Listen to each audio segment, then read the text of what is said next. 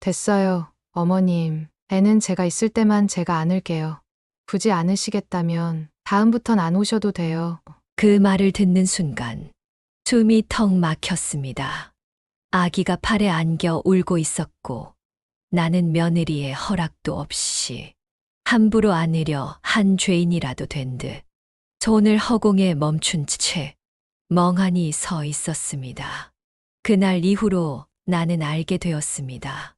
아기 하나 보겠다고 팔에 파스 붙이고 밤마다 깨는 손주 달래며 며느리 대신 수유하며 울었던 그 시간들이 며느리에게는 감사가 아니라 불편이었다는 걸.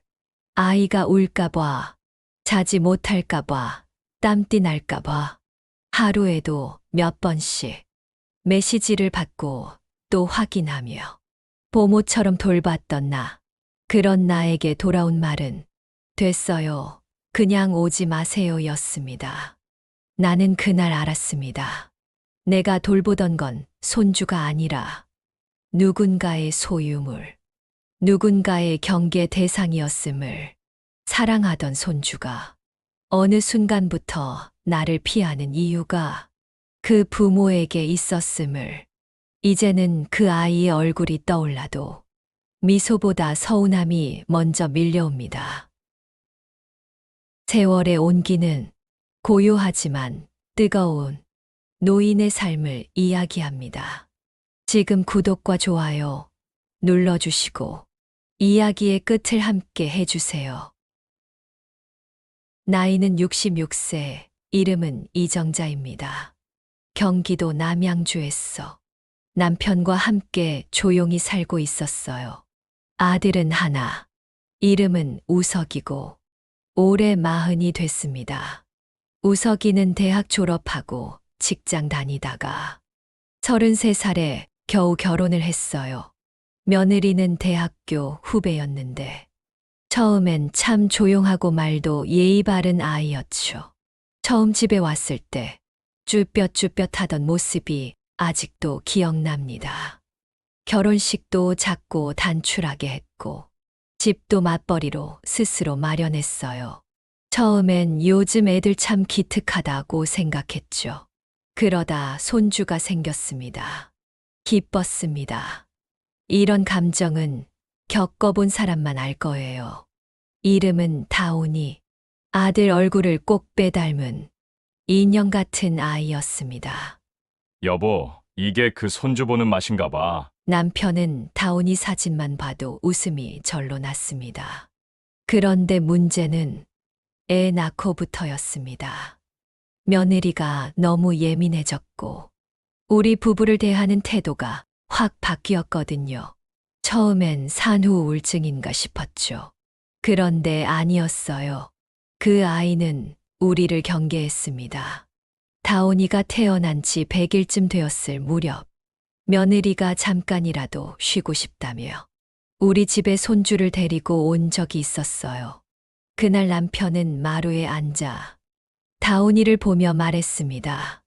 아이고, 우리 손주 한번 안아보자. 그 순간 며느리는 깜짝 놀란 듯 아이를 꼭 끌어안으며 한 발 물러섰습니다. 지금 자고 있어서요. 안 깨우는 게 좋아요.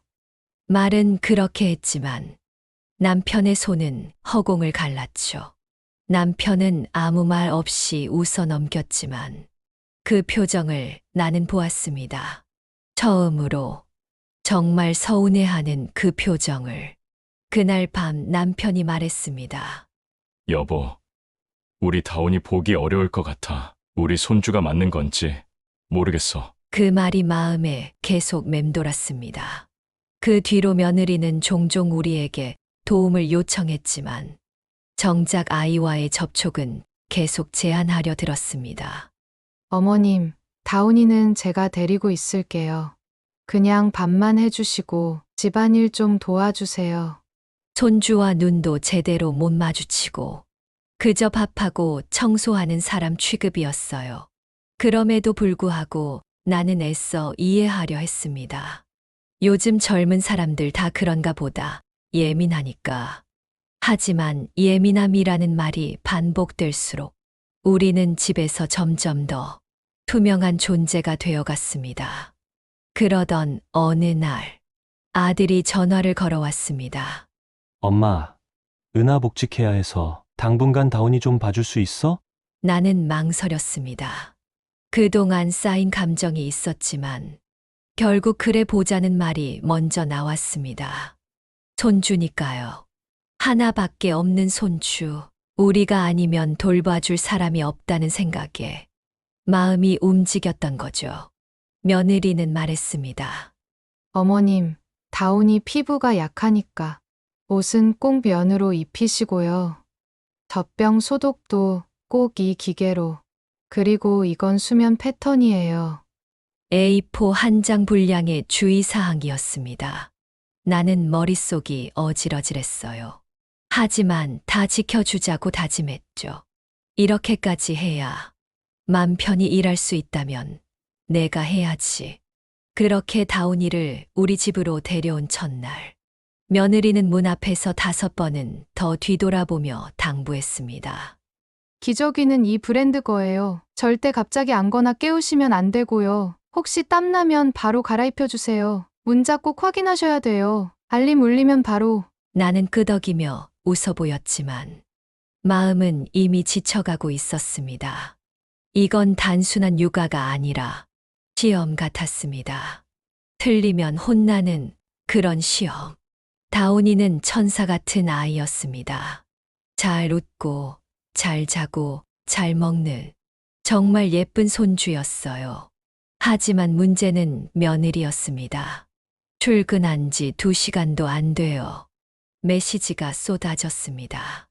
어머님, 지금 다운이 뭐 하고 있나요? 젖병은 꼭 45도로 기울여서 주세요. 자고 있을 때는 방 안온도 몇 도인지 확인 부탁드려요. 답장이 늦으셔서요. 걱정돼요. 다운이 땀나요? 손바닥이 축축하면 너무 더운 거예요. 처음엔 그럴 수 있지 했습니다. 하지만 하루 종일, 매일이 그랬습니다. 하루에 20통이 넘는 메시지, 전화, 영상통화, 지시사항. 여보, 당신 애 키우는 것보다 며느리 눈치 보는 게 더 힘들지 않아? 남편 말이 틀리지 않았습니다. 그날 밤 나는 팔에 파스를 붙이며 누웠습니다. 하루 종일 다운이 안고 흔드느라 팔이 욱신거렸거든요. 그런데도 며느리에게는 감사합니다라는 말 한마디 없었습니다. 너무 덥게 하지 마세요. 기저귀 똑바로 갈아주세요. 다운이가 오늘따라 좀 힘들어 보여요. 그 애는 내 손주가 맡기는 한 걸까? 그토록 경계하고 감시받으면서까지 내가 손주를 봐줘야 하는 이유가 뭐지? 그런 의문이 마음 깊이 파고들기 시작했습니다. 며느리의 태도는 시간이 갈수록 더 심해졌습니다. 어머님, 다운이 또 땀띠 났어요. 지난번에도 말씀드렸잖아요. 그래, 멀쩡했었는데. 그땐 괜찮았을지 몰라도 지금은 나잖아요. 제가 보기엔 자주 그런 것 같아요. 그 말을 듣는 순간 숨이 턱 막혔습니다. 애한테 일부러 땀띠 나게 하려고 했던 것도 아닌데 누가 보면 내가 학대한 줄 알겠더군요. 내 마음은 서서히 금이 가고 있었습니다. 다운이를 안아 상태를 확인해 보려고 팔을 내밀자 며느리는 뒤로 한 발짝 물러났습니다. 제가 볼게요. 어머님은 그냥 좀 쉬세요. 그 순간, 그 말투, 그 표정, 분명히 말은 예의 바르게 했는데 그 안에 담긴 메시지는 너무도 분명했습니다. 건드리지 마세요. 당신은 이 아이에게 위협이에요. 참을 만큼 참았습니다. 그날 밤 남편에게 말했습니다. 여보, 우리 이젠 그만하자. 내가 애를 봐주는 건지 감시당하는 건지 모르겠어. 남편은 한참 말이 없었습니다. 그러다 한마디 덧붙였습니다. 여보, 나도 요즘은 다운이 사진 받아도 반갑지가 않다. 그 말에 나는 울컥했습니다. 우리가 뭘 그리 잘못했을까요? 고생은 우리가 하고, 의심은 우리가 받고, 감사도 없이 그저 불편하고 불안한 존재로 전락한 우리. 도대체 왜 이러고 있는 걸까요? 다음 날 아침부터 메시지가 왔습니다. 오늘은 기온이 높대요. 절대 외출하시면 안 돼요. 창문도 꼭 닫아 두시고요. 점심은 죽만 주세요. 이유식은 며칠 더 미뤄야 해요. 다운이 재우실 땐 절대 텔레비전 소리 나면 안 돼요. 지난번에도 깨서 힘들었잖아요. 그날은 정말이지 도를 넘었습니다.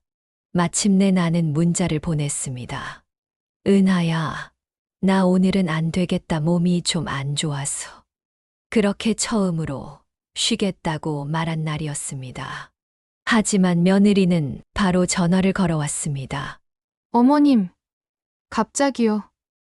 어떡하죠? 회의에 절대 빠질 수 없는데. 그래도 오늘 하루는 좀 쉬어야겠어. 나도 이제 몸이 힘들어. 전화기 너머로 잠시 정적이 흐르더니 며느리가 짜증을 억누르는 듯한 목소리로 말했습니다. 알겠어요. 제가 그냥 연차 쓰죠. 뭐. 그 말이 어찌나 찰지게 들리던지 마치 내가 민폐 덩어리라도 된 것 같았습니다. 그날 밤 남편이 말했습니다. 애 봐주는 것도 이쯤 해야 하는 거 아닌가? 우리 왜 이렇게까지 하고 있는 걸까? 그 말이 뼈에 사무쳤습니다. 그러게요. 왜 우리는 이 모든 것을 감내하고 있는 걸까요? 다온이가 예뻤어. 하나뿐인 손주라서. 아니면 자식에게 죄라도 진 것처럼 죄스러워서. 그 다음 날부터 나는 손주를 보러 가지 않았습니다. 더는 그렇게 살고 싶지 않았으니까요. 며칠 동안 아무 연락도 하지 않았습니다. 내가 안 간다는 사실을 며느리도 아들도 알고 있었을 테니까요.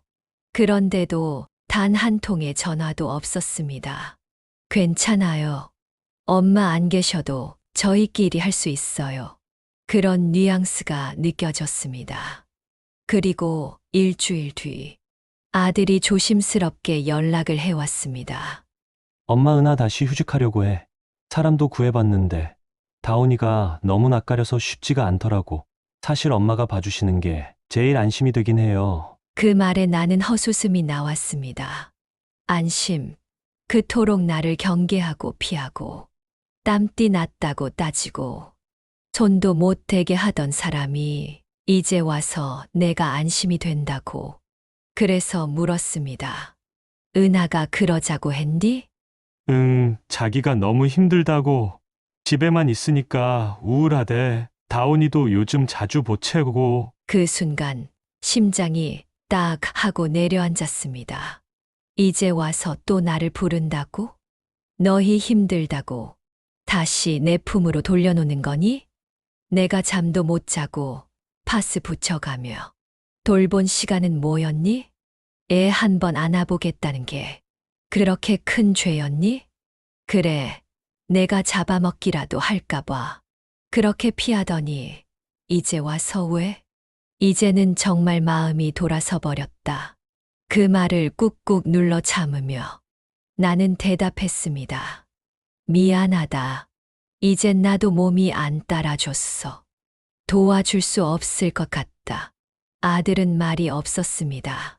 한참을 조용히 있더니 알겠어요 하고 전화를 끊었습니다. 그날 밤 나는 잠이 잘 왔습니다. 처음으로 마음의 평화가 찾아왔던 밤이었습니다. 며느리에게서 연락이 온 건 그로부터 이틀 뒤였습니다. 생각이 짧았어요. 어머님, 그동안 너무 예민하게 굴어서 죄송해요. 그땐 몰랐는데 지금 생각해보니 제가 많이 실수했네요. 미안하다는 말은 했습니다. 하지만 이상하게도 그 말이 전혀 와닿지 않았습니다. 오히려 마음 한구석이 더 허전해졌습니다. 이제 와서 정말 몰라서 그랬던 걸까? 내가 무슨 잘못을 했는지 설명도 없이 무작정 경계하고 거리두고 마치 바이러스라도 되는 양피했던 사람이 왜 지금에 와서야 후회를 하는 걸까? 나는 말했습니다. 그래, 알겠다. 근데 은하야, 우리 이제 좀 거리를 두고 지내자. 내가 편할 수 있도록. 나도 내 생활을 지킬게 해. 며느리는 아무 말이 없었습니다. 그 뒤로는 연락도 뜸해졌습니다. 아들이 가끔 손주 사진을 보내긴 했지만, 이젠 그마저도 그냥 하나의 사진일 뿐이었죠. 그 애가 웃고 있어도 내가 기울였던 마음이 다시 피어날 것 같진 않았습니다. 남편은 물었습니다. 여보, 다시 봐줄 생각은 없어? 애는 무슨 죄냐 싶기도 하고. 나는 고개를 저었습니다. 아니야. 이젠 나도 나를 좀 돌보고 싶어. 그 말은 나에게도 남편에게도 새로운 다짐이었습니다. 우리가 우리의 노후를 지키는 첫 번째 결정. 며느리는 그 후로 연락을 거의 하지 않았습니다. 아들도 눈치가 보였는지 손주 사진만 간간히 보내고 말았죠. 그래도 신기한 건 이상하게도 마음이 훨씬 편해졌다는 거였습니다. 하루하루가 달라졌어요. 아침에 눈을 떠도 메시지 확인할 필요 없었고, 점심 메뉴에 눈치 볼 이유도 없었고, 무엇보다 아이가 깼는지, 울었는지, 언제 자는지 신경 쓸 필요가 없었습니다. 남편과 나는 가끔 마당에 돗자리를 펴고 앉아 햇살을 쬐며 이야기를 나눴습니다. 우리 다시 젊어진 것 같지 않아? 그러게. 근데 왜 이렇게 허전할까? 허전함은 분명 있었습니다.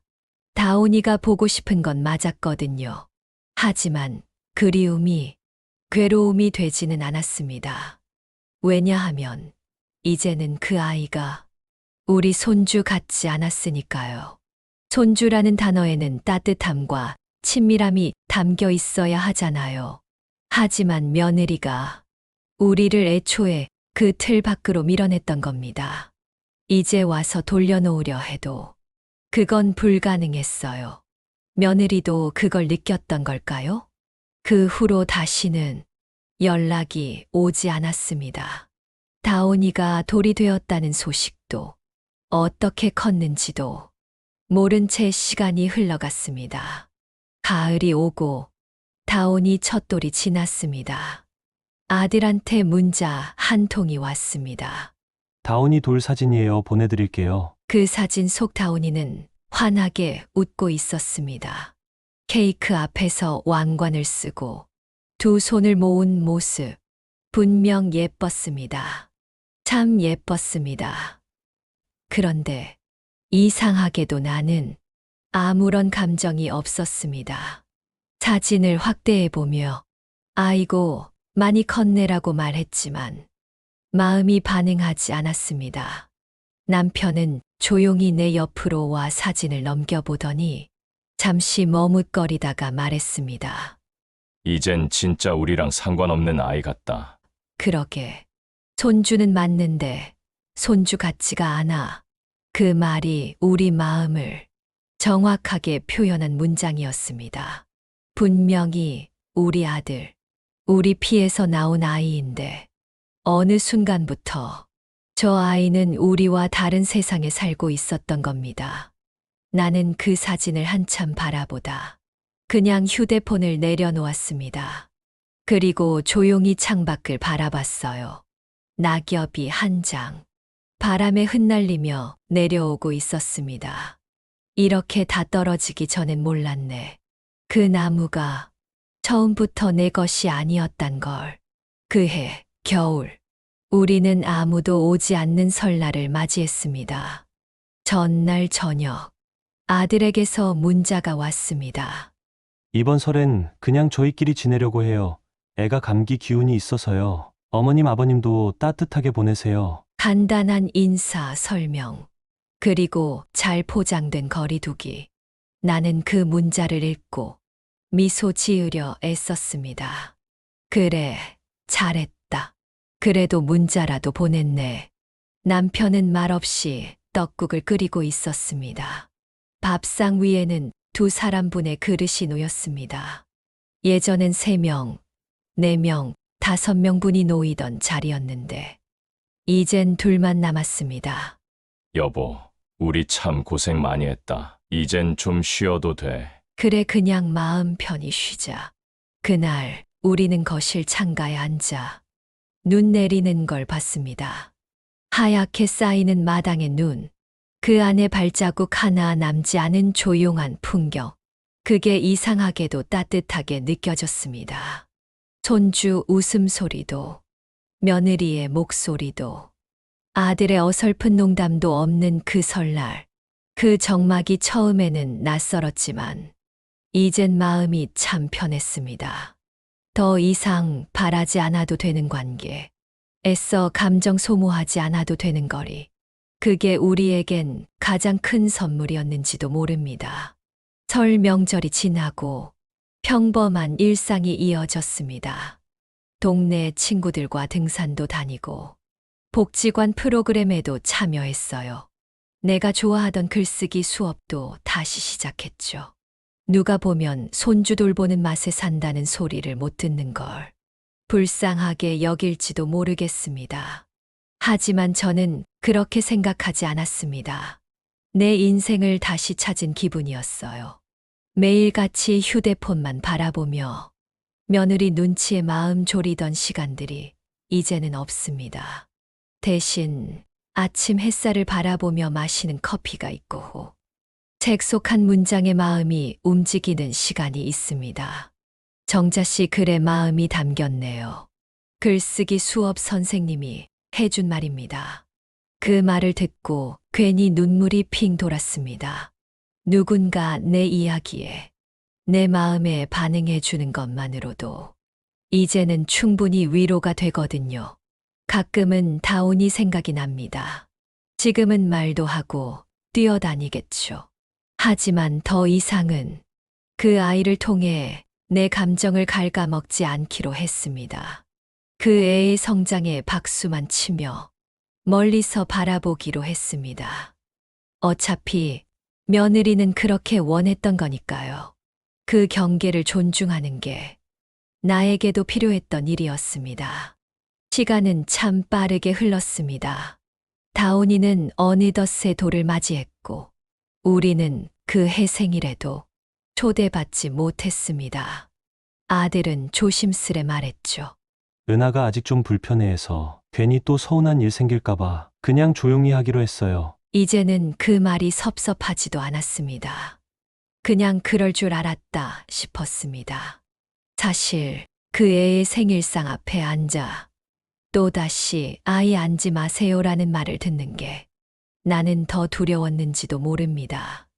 그 이후로도 손주를 볼 기회는 거의 없었습니다. 연락도 대부분 아들을 통해서 오갔고 며느리와 직접 통화한 건 1년에 두세 번 정도에 불과했죠. 가끔은 친구들이 손주 사진을 자랑할 때 나도 휴대폰에 저장된 다온이의 예전 사진을 꺼내 보여줬습니다. 얘가 우리 손주야. 지금은 이 사진보다 훨씬 컸겠지. 그 사진은 다온이가 돌 무렵이었고 그게 내가 품에 안아봤던 마지막 날의 모습이었습니다. 그 짧은 시간, 그 조용한 품의 기억만이 내겐 진짜 손주의 모습으로 남아 있었습니다. 그 뒤로는 누구의 손주인지 잘 모르겠는 희미한 인연이 되어버렸죠. 그해 여름 남편이 병원에 입원하게 됐습니다. 크게 다친 건 아니었지만 정밀 검사를 받느라 며칠을 입원했죠. 나는 병실에 앉아 매일 밥을 싸서 날랐고 남편은 퇴원하자마자 이렇게 말했습니다. 여보, 이제 우리 건강 챙기면서 살자. 이제 와서 애 봐주다. 병원 들락날락하면 우리만 손해겠더라. 그 말에 나는 고개를 끄덕였습니다. 이미 마음은 정리되어 있었지만 남편의 확신 어린 말에 더 이상 미련이 남지 않았거든요. 그 즈음 아들한테 연락이 왔습니다. 엄마, 이번 추석엔 애 데리고 인사드릴게요. 은하도 그동안 죄송했다고 마음 많이 바뀌었다고 해요. 처음엔 흔쾌히 그래 와라라고 말하려다 입 밖으로 쉽게 떨어지지 않았습니다. 왜냐하면 그 말 한마디면 다시 또 예전으로 돌아갈 수도 있으니까요. 나는 더 이상 희망을 품었다가 상처받고 싶지 않았습니다. 그래서 차분하게 말했죠. 우서가, 우리 그날엔 여행 갈 계획이 있어. 남해 쪽으로 조용한 데서 쉬다 오려고. 내가 다운이랑 잘 보내면 좋겠다. 아들은 잠시 멈칫하더니 알겠어요. 그럼 사진은 꼭 보내드릴게요. 이젠 사진이면 충분했습니다. 그 아이를 볼 수만 있다면 멀리서라도 미소 지을 수 있었으니까요. 그해 가을, 우리는 남해 바닷가 근처 작은 펜션에 머물렀습니다. 아침이면 파도 소리에 눈을 뜨고 낮이면 마을 시장에서 싱싱한 멸치를 사다가 작은 프라이팬에 구워 먹었습니다. 남편은 모처럼 환하게 웃었습니다. 우리 말년에도 참 잘 살고 있지 않아? 응. 돌아보면 참 여러 가지 일이 있었지만 지금이 제일 편한 것 같아. 그 말이 진심이었습니다. 다온이가 우리 곁을 떠난 건 아니었지만 마음은 분명 멀어졌고 그 덕분에 우리는 우리 삶에 좀 더 집중할 수 있게 됐습니다. 며느리는 여전히 거리두기를 유지했고 우리는 그 거리를 인정했습니다. 불필요한 오해도 감정 소비도 하지 않기로. 언젠가는 다운이가 자랐어. 직접 우리를 찾아올 날도 있을 겁니다. 그때가 되면 우리는 그 애에게 무겁지 않은 기억으로 남아 있기를 바랐습니다. 내가 다운이를 봐주지 않아서 미운 할머니가 아니라 그래도 마음 따뜻했던 할머니였다는 기억만 남으면 그걸로 충분했습니다. 이젠 우리가 우리를 돌볼 차례였으니까요. 젊은 시절에는 가족을, 중년에는 자식을, 그리고 노년에는 우리 자신을. 그게 결국 우리가 지켜야 할 가장 소중한 인생의 순서였습니다. 겨울이 왔고 우리는 따뜻한 전기장판 위에서 차 한 잔을 나누며 저녁을 맞이하곤 했습니다. TV에서는 손주 자랑하는 프로가 나오고 인터뷰에 나온 할머니는 말했죠. 우리 손주는요? 하루라도 안 보면 보고 싶어 미쳐요. 그 말을 듣고 남편과 나는 눈을 마주쳤습니다. 그리고 아무 말 없이 웃었습니다. 조금은 쓸쓸했지만 그 웃음엔 평안도 함께 있었습니다. 우리는 손주를 볼 수 없는 사람들이 아닙니다. 단지 손주와 멀리 두고 지내는 사람들일 뿐이죠. 그리고 그 거리에서 우리는 서로의 다름을 인정하기로 했습니다. 며느리는 아직도 조심스럽게 우리를 대합니다. 명절이 와도 따로 초대하지 않고 우리가 간다고 해도 다운이 컨디션이 안 좋아서라고 둘러댑니다. 아들도 이제는 눈치를 봅니다. 엄마, 그냥 편히 지내요. 사진이나 영상은 계속 보낼게요. 나는 고개를 끄덕이며 말하죠. 그래, 그것만으로도 고맙다. 가끔은 그 영상 속 다운이가 화면 너머로 할머니하고 달려올 것만 같은 착각이 듭니다. 하지만 현실에선 그 아이와 손끝도 닿지 않아요. 그걸 받아들이기로 했습니다. 언젠가 시간이 흘러 다온이가 스스로 우리에게 다가올 그날을 조용히 기다리기로 했습니다. 지금도 아침이면 햇살이 부엌 창가로 스며들고 우리는 서로의 얼굴을 바라보며 따뜻한 커피를 나눕니다. 손주가 옆에 없어도 아이 울음소리가 집 안 가득하지 않아도 우린 이 평화로운 시간이 참 좋습니다. 나는 오늘도 작은 수첩에 일기를 씁니다.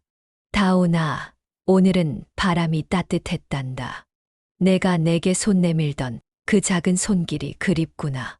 언젠가 이 글을 다온이가 읽게 될까봐 조금은 조심스럽게 써 내려갑니다. 비난도 원망도 없이 그저 할머니의 조용한 사랑만 담아서. 자식을 키워본 부모는 압니다. 사랑은 때로 멀리에서 지켜보는 것이라는 걸. 붙잡지 않고 조용히 응원하는 일. 그게 어쩌면 가장 어렵고도 깊은 사랑인지도 모르죠. 나는 이제야 깨달았습니다. 아이를 돌보는 일이 전부가 아니었다는 걸. 그 아이를 생각하는 마음, 지나온 내 삶을 인정하는 용기, 그리고 이제라도 나를 아끼는 일. 그게 진짜 내 노후를 살아가는 방법이었습니다.